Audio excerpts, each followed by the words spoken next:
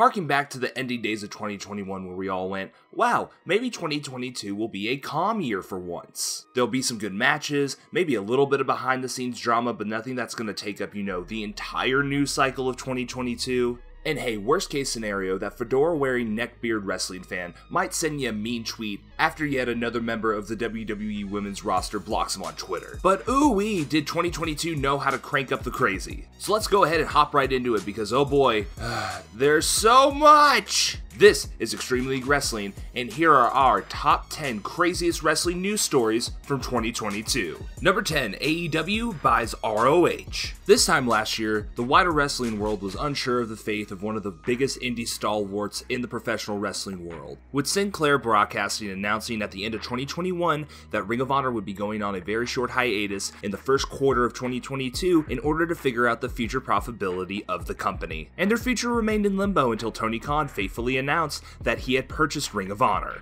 Personally, I think the wider wrestling world had a sigh of relief that Vince McMahon's big beefy castle didn't own the rights to the early works of people like Bryan Danielson, Samoa Joe, and at the time everyone's favorite wrestler, CM Punk. Cheekiness aside, since then, Tony Khan has gotten some scrutiny for how he's booked ROH on AEW TV. But to be fair, essentially booking two companies at the same time is a feat I don't think many people would be able to do, and Tony has done it tremendously, especially with his back against the wall, given All Elite Wrestling's very turbulent summer. 2022 was the most successful year for Ring of Honor in reference to pay-per-view buys. Claudio and Chris Jericho have carried the banner of the ROH World title with, I think, a great amount of pride, and also FTR versus the Briscoes is a all-time tag team rivalry, and I will not hear anything different. So let's acknowledge the code of honor here and shake Tony Khan's hand for a job well done in 2022 and hopefully a TV deal in 2023. Number 9, the rise of the Acclaimed.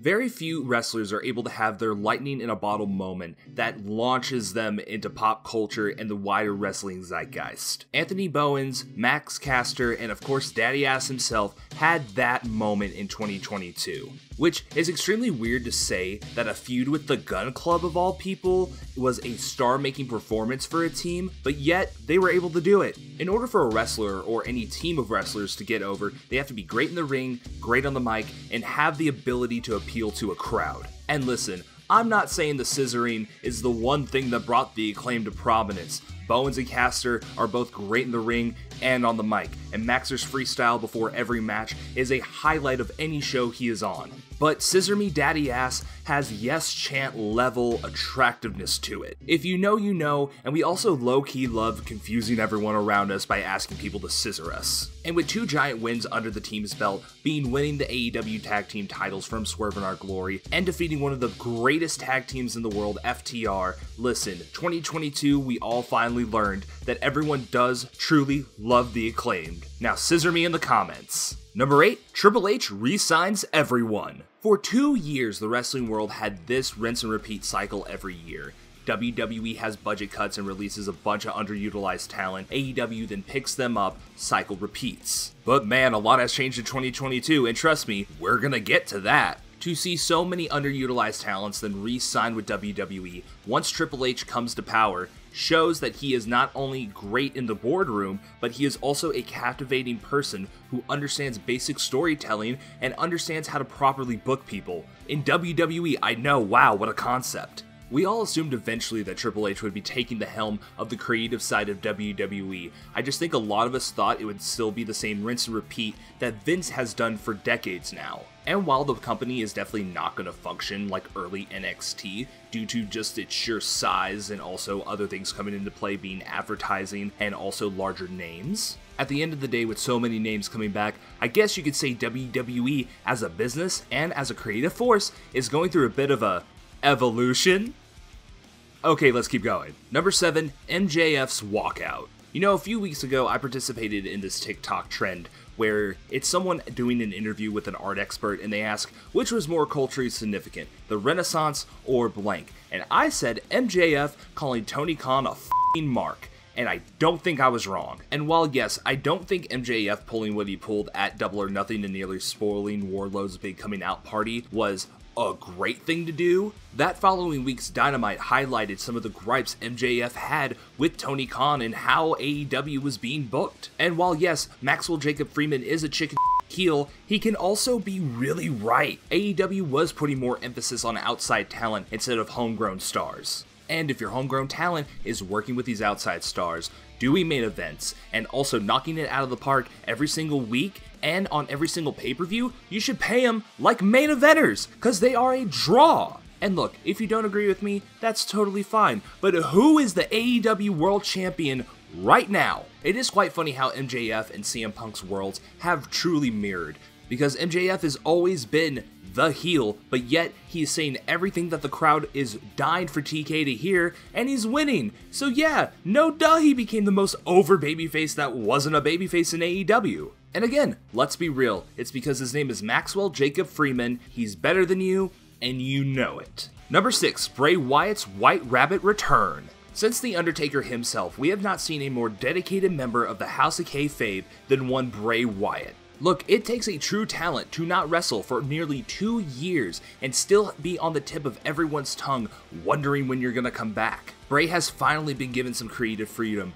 Finally gone is the oppressive regime of Vince McMahon, and Triple H wants to let this man go wild, and boy, it is fantastic to see. The QR codes, the random videos with the White Rabbit, the signs all over the arena that just occurred naturally. It gave fans a reason to watch every Monday Night Raw, every Friday Night SmackDown. And with an audience that is callous now more than ever, it is amazing that we could come together and pine over this one mystery, try to dig up clues, and figure out who the White Rabbit truly was. I mean, yeah, we all kind of figured it was Bray Wyatt, but man, it was fun to find out. And to top it all off, just an amazing return at Extreme Rules. A million chef's kisses, one of my favorite moments of the year. God, I've missed Bray Wyatt. Number 5, the mishandling of Malachi Black. So this entry on our list is actually going to take 2 routes. One is the House of Black's actual booking, and one is a greater commentary on wrestling media. First, let's just tackle the booking and get it out the way. The House of Black should have been booked way better. Luckily, they've recently re-debuted, and it seems like they're going to do a lot better, which I am 100% for. The House of Black is one of my favorite factions in wrestling right now. Please book them better, Tony. So let's hop into the wrestling media side of things. It was rumored for a long time that Malachi Black was asking for his release from AEW in order to go to a Triple H-led WWE. Later, it was reported by Sean Ross Sapp that in fact he had asked for his release. This then led to a frenzy online targeted at Malachi Black, unfortunately. This then led to Malachi Black actually having to release a statement and going on an Instagram Live to clarify the situation. In this statement, Black had disclosed that yes, he had been dealing with a lot of injuries and also a lot of personal turmoil for both him and his wife with the loss of a friend. And trust me, I'm simplifying this for brevity. Please go check out his post if you really want to know the full situation. But in all, Black disclosed that he in fact did not ask for his release. This was not made better by Sean Ross Sapp then coming out and saying that he trusted his source and that essentially he called Malachi Black a liar. Malachi Black then went on an Instagram Live stating that he had received death threats from people online and how he just needed time off in order to recoup after a very difficult 3 years. I mainly wanted to use this spot in our list to talk about something I think needs to be discussed in the wider wrestling media landscape. And while I'm sure Sean Ross Sapp does trust his source, at the end of the day, guys, we are talking about people. People who perform for us, people who put their bodies on the line for us every week, people who have given us memories that we'll cherish for the rest of our lives. And if that person decides to stop working for a company, or in general stop performing, it while yes, sucks because we are fans of those people, at the end of the day, that's their choice. And it is absolutely none of our business why they are making that choice. Second of all, why are you putting so much stock into what Sean Ross Sapp and Dave Meltzer are saying?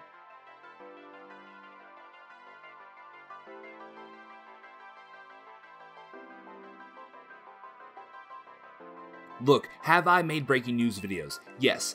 Have I fallen into the clickbait machine to where this is really hot and I should make a video about it? Also, yes. But at the end of the day, we are still reporting on people. And even then, in the report, It was said that Malachi Black was working through mental health issues. You don't think getting that leaked out to the entire wrestling world would have messed with him a little bit? I know it would have me, especially if my dirty laundry was getting leaked out to every dirt sheet. Look, at the end of the day, this is all I'm trying to say here. Wrestling media needs to do better. The online wrestling community definitely needs to do better. And at the end of the day, we are all people, and you should really put some respect on that. Number 4, Cody Rhodes to WWE.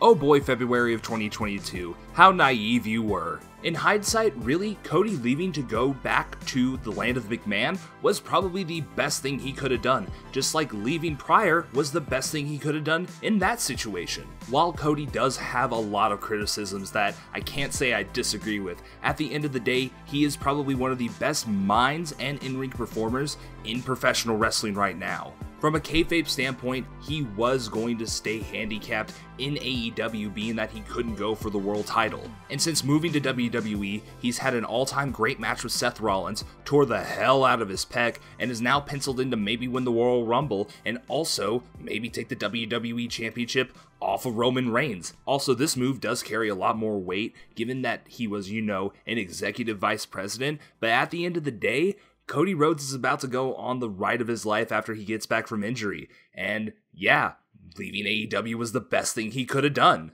Speaking of that torn pec, number 3, injuries. Oh, so many cards subject to change, and so many injuries in 2022. Like, I legitimately do not have time to go through all of them, so here's a list of every single wrestler that was injured in 2022.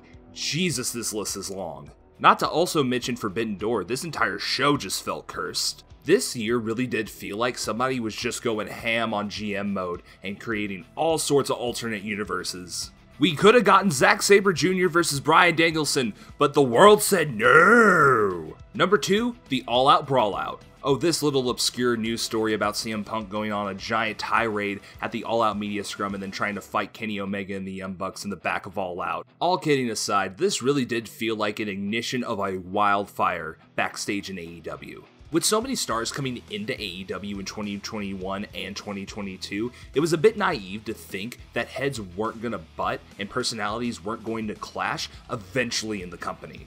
And regardless of who's right and who is wrong, I think also this was needed in order for AEW to find a company culture besides the wrestling culture that they already have. Your executive vice presidents and world champion need to be above settling things like this. There's not much left to say that hasn't already been said about the All Out Brawlout, but I'll end with these 2 notes. 1. Colt Cabana is a saint to the wrestling world, and you need to put some motherfucking respect on his name. And 2, I can think of no other image to personify this cluster of a night than Tony Khan's face during the CM Punk media scrum. Look at that. Doesn't that just kind of encapsulate everything for you? And of course, number 1, Vince McMahon retires. Vince McMahon changed professional wrestling. There would be no professional wrestling today without Vince McMahon, and his innovations in the 90s and early 2000s really did set the tone of what bar professional wrestling needs to be as a product in the entertainment sense. Okay, now that I've given him his flowers, holy crap, it's about time!